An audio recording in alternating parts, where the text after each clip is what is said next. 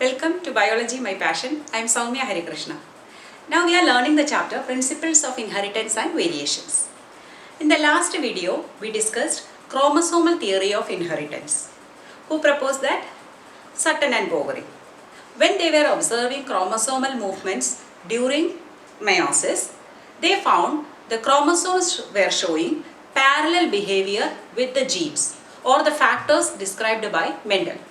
So Mendel's patterns of inheritance, they could explain with the help of chromosomal movement, and they renamed Mendel's experiment as chromosomal theory of inheritance. Later, another scientist called Thomas Hunt Morgan, he conducted some experiments in fruit fly. The scientific name of fruit fly is Drosophila melanogaster. And when he did this experiment, he found that there were deviations in the ratio from that of Mendel's theory. So he came to another concept called a linkage, and how this linkage is connected to recombination or new combination. Linkage and recombination described by Thomas Hunt Morgan. So he is known as father of experimental genetics because he provided experimental proof for chromosomal theory of inheritance. When Mendel did his experiments, he chose Pisum sativum as his experimental material. And we also discussed what are the characteristics which favored the success of Mendel's cross by choosing Pisum sativum. Here also, Thomas Hunt Morgan chose Drosophila or fruit fly. Fruit flies are very small, they are only 2 mm. In spite of that, why did he choose Drosophila for his studies? He could have selected some big animals or organisms for his studies, easily observable, right? But there are certain reasons for this. In your textbook, it is clearly given. You have to mark those points number-wise and then learn it, okay? So first is, it could be grown in simple synthetic medium. By giving some fruit pulp, we could grow them easily in the lab for our experiments. That was one of the reasons. Second, their lifespan is very short. It's only 2 weeks. So what is the advantage if lifespan is too short? We can get many generations within a short period of time. So we can observe the characters, how it is passing from parents to offsprings. Then produce large number of progenies. So any time when they are mating, a single mate can produce large number of offspring. So we can see large variety of offsprings and many characteristics also. Then male and female easily distinguishable. From outside, when we are looking from outside the jar in which they are kept itself, we can easily say which is male, which is female by seeing the size and other features. And hereditary variations are easily observable.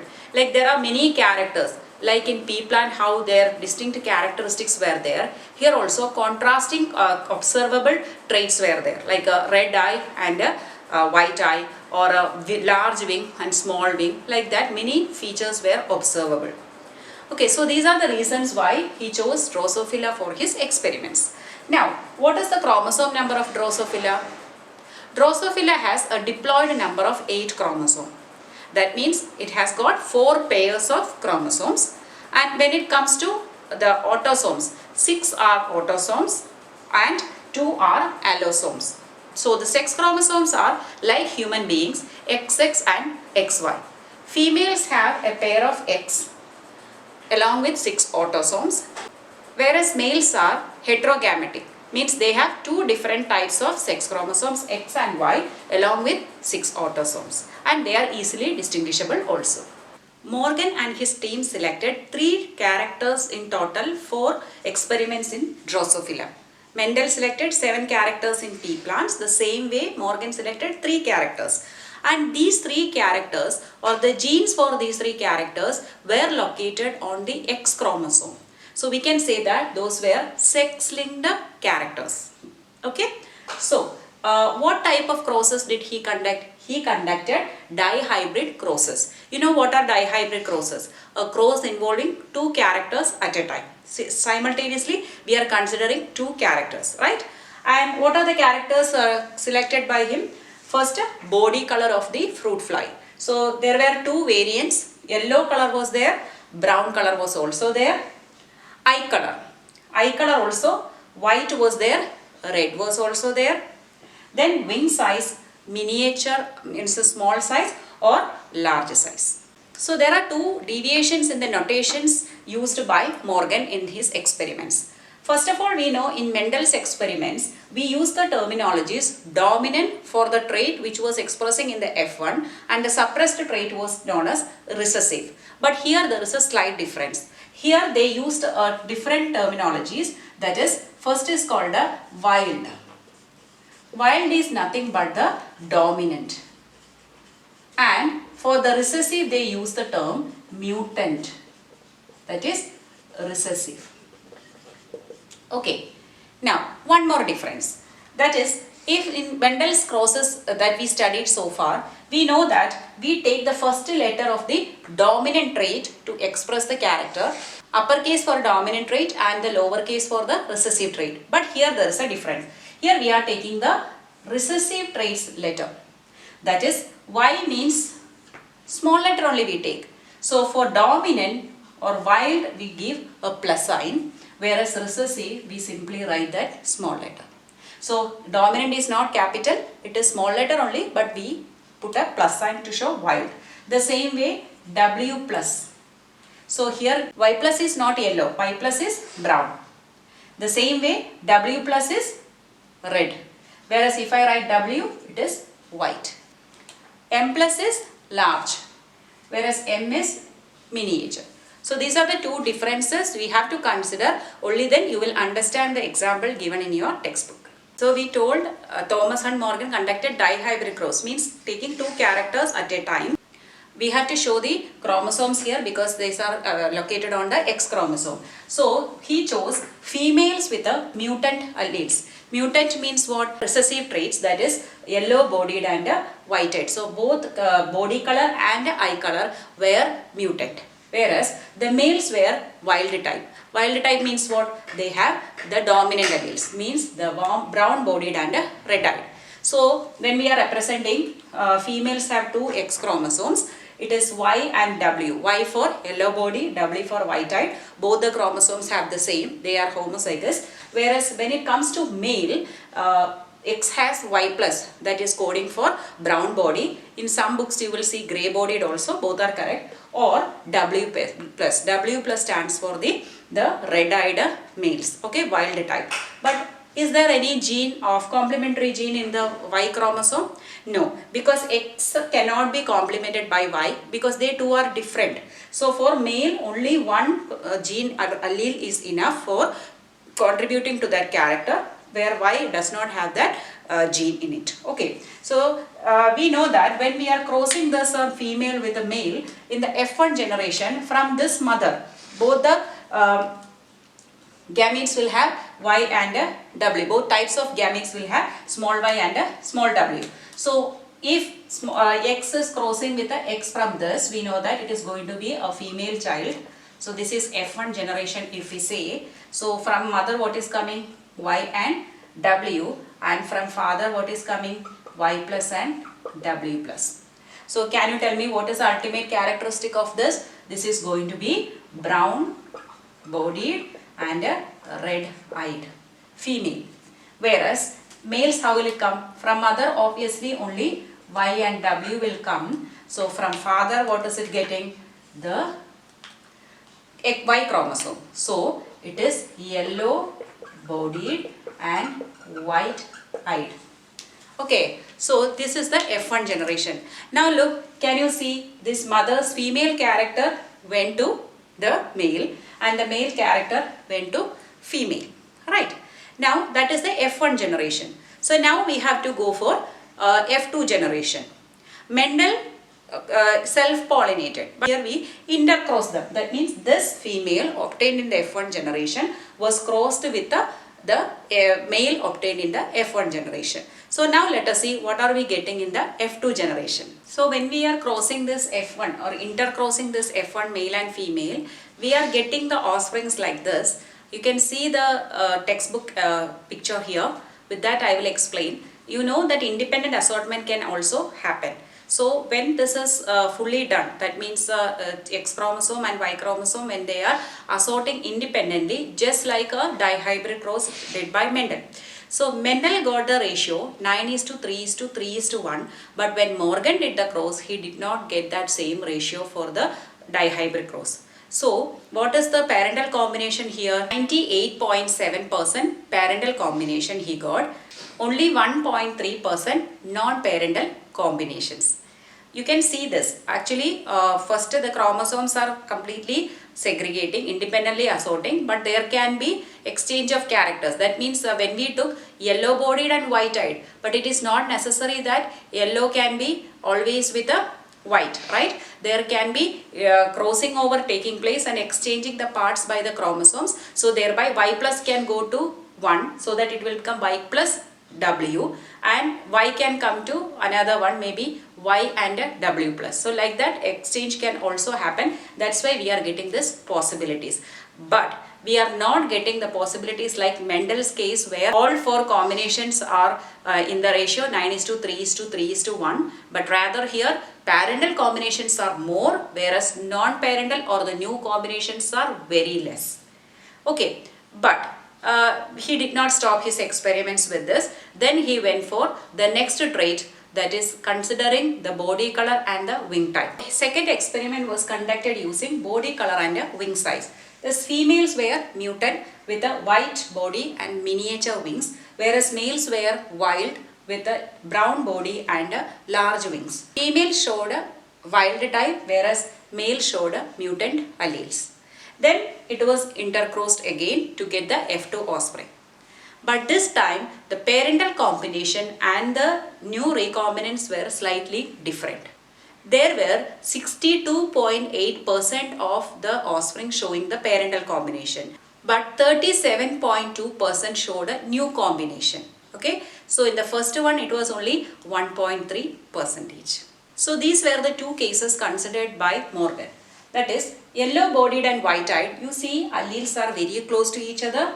Here yellow-bodied and miniature wings, their alleles are located far apart.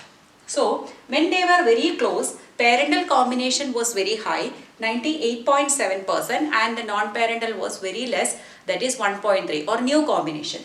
Here when they were apart, there were more chance of new combination or recombination. So Morgan observed that when two genes considered for a dihybrid cross were located on same chromosome, so parental combinations were more than non-parental combinations. So he understood there is a physical association between all the genes located on a chromosome, and he used the term linkage for referring to this phenomenon.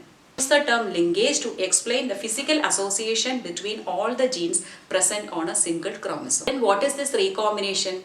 Recombination is used to refer to the non-parental combinations formed during a cross. So we can simply state this. Suppose this is a chromosome. We know there are many genes on this chromosome.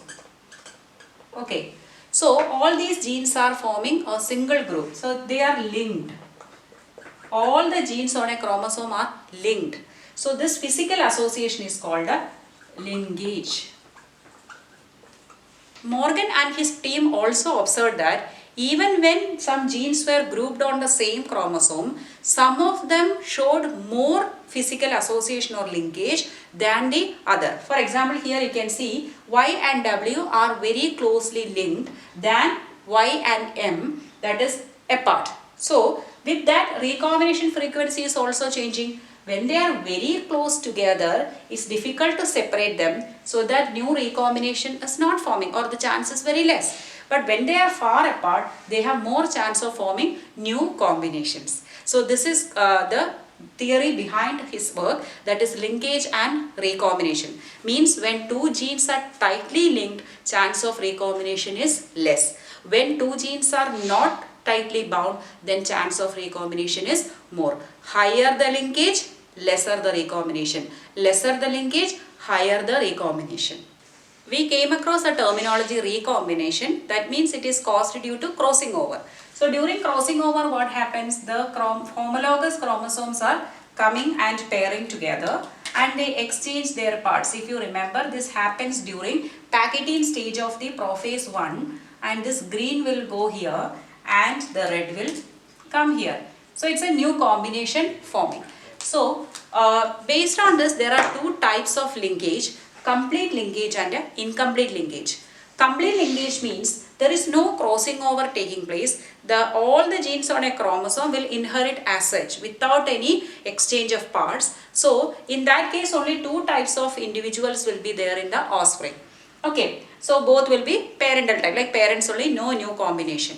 Whereas incomplete linkage means the parts will be exchanged between the homologous chromosomes through crossing over. So linked genes are separating by crossing over. So if the linked genes can separate, then it is incomplete linkage. But if they are tightly close, nobody can separate them, that is complete linkage. We have another concept to learn, that is linkage group. So imagine if there is a chromosome, okay, it has got many genes in it.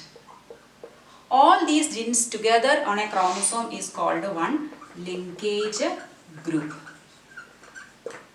But we consider homologous chromosomes as a single linkage group. Why? Because even though they are homologous, different alleles are present, not different genes. So ultimately the same type genes only passing. So one homologous pair is considered as one linkage group. So in that way, if you see, we can say that it is equivalent to the number of chromosomes present in the organism. For example, if there are our diploid number is 2n, that is 46.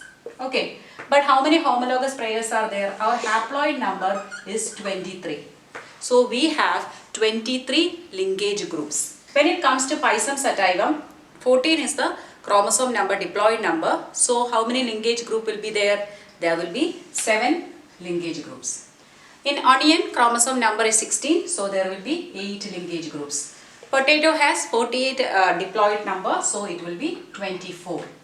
But here one more thing we have to remember. In human beings, we know 23 pairs of chromosomes are there, of course. So last pair is X chromosome, where one is X chromosome and the other is Y for males. But I already told you X and Y are not homologous pairs, right? So we have to consider females, the linkage groups are 23 in number, whereas in males there are 24. X and Y should be considered separately. Last concept we have to study is gene mapping, or otherwise called a linkage map or chromosome map. This is actually plotting the genes on a chromosome. Who did this? Alfred Sturtevant, who was actually a student of Thomas Hunt Morgan. Sturtevant observed that the recombinant frequency is directly proportional to the distance between the genes located on a chromosome. For example, if recombinant frequency of two genes we considered, that is Y and W, right? It was 1.3%. So what is the distance? 1.3 map unit. So this distance is otherwise called as centimorgan. Okay, cm we write.